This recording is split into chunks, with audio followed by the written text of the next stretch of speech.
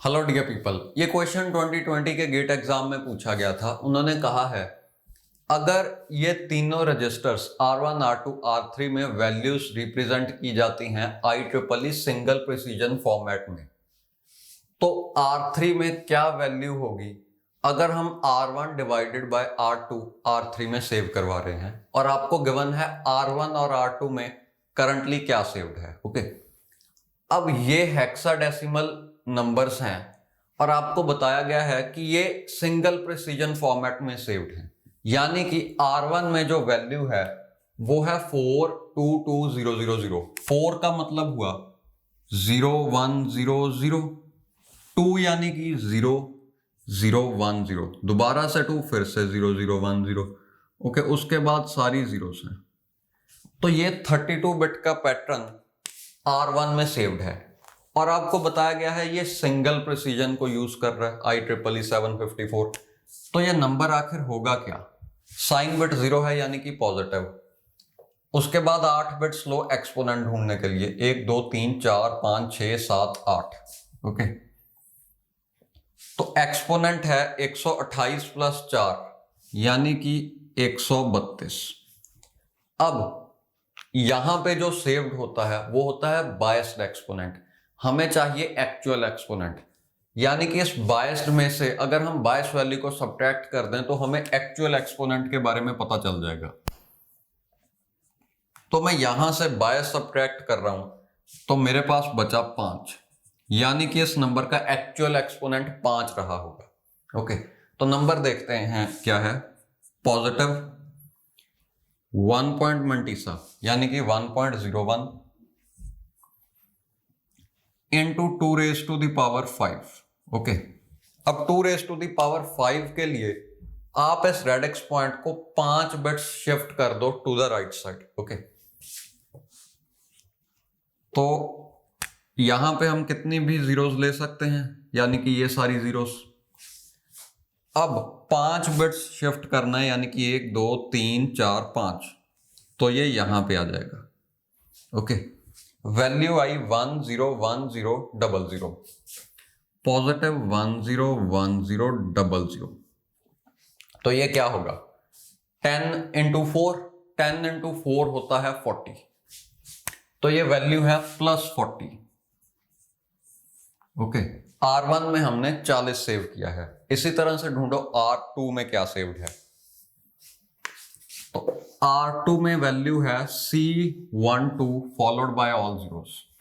C का मतलब है 12, यानी कि इसमें कोई नेगेटिव नंबर सेव्ड है।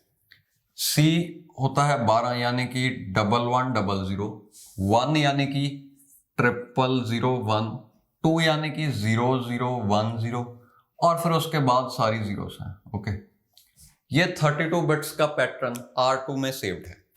अब क्योंकि ये IEEE सिंगल प्रिसीजन को यूज कर रहा है तो पहली बिट बताएगी साइन, उसके बाद वाली 8 बिट्स बताएंगी एक्सपोनेंट। साइन होगा नेगेटिव क्योंकि यहां पे पहली बिट 1 है। ओके, अब अगली 8 बिट्स देखो, 3 और 4 7 और 1 8, यानी कि यहां तक। तो ये बिट्स बता रही हैं एक्सपोनेंट क्या है। एक्सपोनेंट है 128 प्लस 2 यानी कि 130। इसमें से बायस सब्ट्रैक्ट करके एक्चुअल एक्सपोनेंट जान लो, तो एक्चुअल एक्सपोनेंट आया 3। ओके, यानी कि 1 पॉइंट माइनस ऐसे का ऐसे ही लगा दो, -1 पॉइंट मंटीसा है 01 into 2 raise to the power 3। तो इसको सॉल्व करो, यानी कि इस रेडिक्स पॉइंट को 3 बिट्स शिफ्ट कर दो टू द राइट। तो ये ऐसे है, 3 बिट्स शिफ्ट किया यानी कि यहां पे ले आए, तो आपका नंबर बना -1010। ओके, ये आया -10, यानी कि R2 में हमने -10 को सेव किया है, और -10 सेव करने के लिए IEEE सिंगल प्रिसीजन में ऐसा पैटर्न बनेगा। ओके, अब इन दोनों को डिवाइड करो, 40 बाय 10 आया 4, और माइनस वैसे का वैसे ही लगा दो, यानी कि -4। तो ये वैल्यू आपने R3 में सेव करवानी है। अब देखते हैं कि ये IEEE सिंगल प्रिसीजन में रिप्रेजेंट कैसे होगा। स्टेप 1 है जो भी वैल्यू आप रिप्रेजेंट करना चाहते हो उसे बाइनरी में कन्वर्ट करो। तो बिना साइन के अगर देखें इस वैल्यू को बाइनरी में ऐसे लिखा जाएगा। ओके, स्टेप 2 है इसे नॉर्मलाइज कर दो। यहां पे रेडिक्स पॉइंट है, अगर हम इम्प्लिसिट नॉर्मलाइज करना चाहते हैं तो इसे 1 पॉइंट मंटीसा की फॉर्म में लाना है, यानी कि रेडिक्स पॉइंट हमें यहां पे चाहिए 1 के इमीडिएटली बाद। ओके, यहां पे अब यहां पे लाने के लिए हम रेडिक्स पॉइंट को लेफ्ट की तरफ शिफ्ट कर रहे हैं बाय 2 बिट्स, यानी कि डिवाइड कर रहे हैं 4 से। ओके, तो अगर हम ऐसे लिख दें 1.0, तो ये लेफ्ट की तरफ जो हमने शिफ्ट किया है उसे कंपनसेट करने के लिए इसे 4 से मल्टीप्लाई भी करना पड़ेगा, क्योंकि ऐसा करके हमने 4 से डिवाइड कर दिया। तो 4 से मल्टीप्लाई करना यानी कि 2 रेज़ टू द पावर 2 से मल्टीप्लाई करना। तो इस नंबर का एक्चुअल एक्सपोनेंट आपने देखा 2 आया। ओके, ये रहा। अब एक्चुअल एक्सपोनेंट से बायस्ड एक्सपोनेंट ढूंढने के लिए इसमें 127 ऐड किया जाता है। सिंगल प्रिसीजन में बायस की वैल्यू 127 फिक्स्ड है। ये ऐसा क्यों है उसके लिए आप थ्योरी लेक्चर्स देखो, मैंने बड़ी डिटेल में डिस्कस किया है। तो यहां से आपको पता चला कि बायस्ड एक्सपोनेंट आया 129, क्योंकि 127 प्लस 2 129 आ गया। तो जो हम पैटर्न में एक्सपोनेंट सेव करवाएंगे वो 129 होगा। अब साइन नेगेटिव है यानी कि पहली बिट 1, उसके बाद अगली 8 बिट्स में हम ये सेव करवाना चाहते हैं।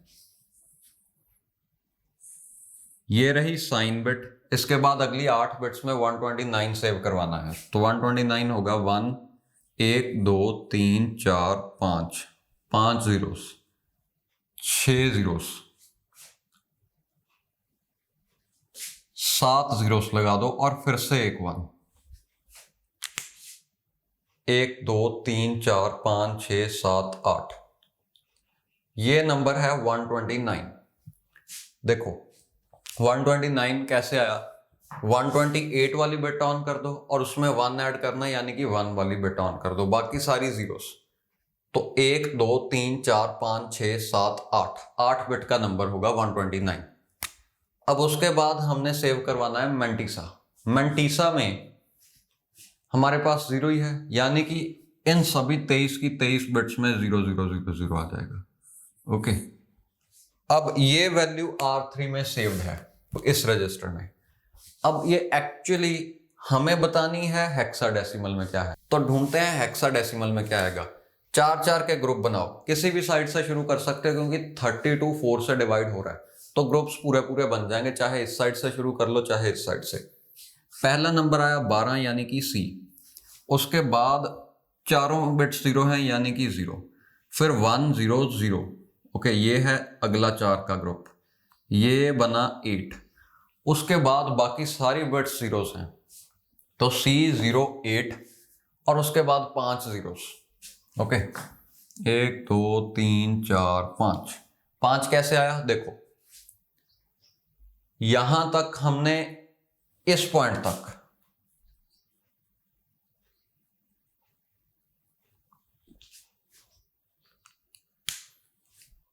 हमने 9 बिट्स यूज कर ली हैं, बची 23 बिट्स है ना। वैसे भी पता ही है मंटीसा 23 बिट्स का होता है। इसमें से भी हमने यहां तक 3 बिट्स और यूज कर ली हैं, तो यहां आपके पास बची होंगी 20 बिट्स।